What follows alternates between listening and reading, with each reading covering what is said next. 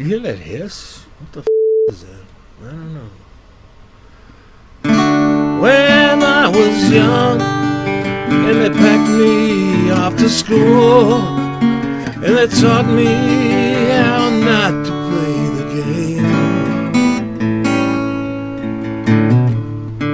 I didn't mind if they groomed me for success, yeah, or if they said that I was just a fool.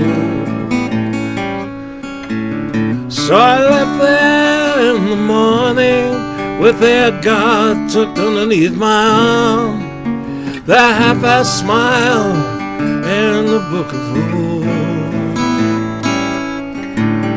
And I asked this guard a question, and by way of a firm reply, he said, I'm not the kind you have to wind up on Sundays. So to my old headmaster, and to anyone who cares, before I'm through, I'd like to say my prayer.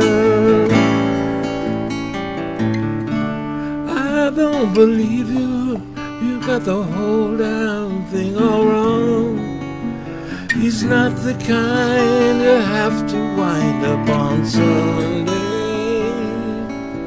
Well, you can excommunicate me on my way to Sunday school. Have all the bishops suck on my panoodle.